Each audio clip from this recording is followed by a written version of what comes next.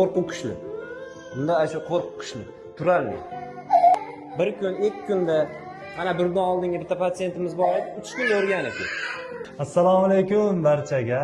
Menimcha shunga o'xshagan videolarni ko'p ko'rgansiz, to'pda ham ko'p chiqadi. Davolash mumkin bo'lgan-u, lekin deyarli ota-onalar chekingan, ko'p pullar sarflagan, har xil doktorlarga borgan, juda ko'p harakat qilishgan, lekin davolash mumkin emas deb orqaga qaytgan odamlar, ota-onalar juda ham ko'p. Muvozanatini ushatamiz. Koordinatsiya, muvozanat, qo'rquvlarini yo'qotamiz. Endi qo'rquv miyani bloklaydi-da. Qadam tashlashiga, turishiga to'sqinlik qiladi. Turishdan qo'rqadi, yurishdan qo'rqadi. Xudo xolasa mana yurishlarini, qo'rquvlarini yo'qotamiz.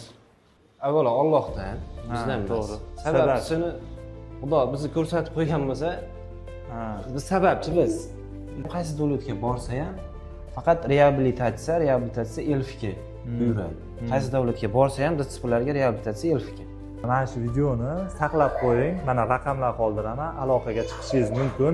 Agar tanishlaringiz bo'lsa, shunchaki yaxshilik uchun mahalla ko'yda bo'ladimi, qo'ni-qo'shni uzoqlarda bo'ladimi, tashab qo'ying videoni. Shunchaki tashab qo'ysangiz bo'ldi, yaxshilik bo'ladi, Xudo xohlasa. Odamlar Toshkentga borib, chet elga borib, mana Qozog'istonda bor aynan shunaqa muolaja, o'sha joylarga borib davolantirishga harakat qilyapti. Ko'p mablag' ketyapti.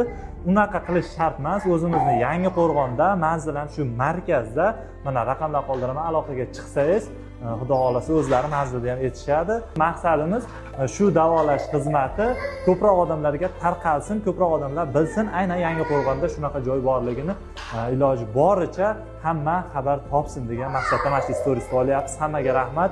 Yaxshilik uchun yordam bersangiz xursand bo'lamiz.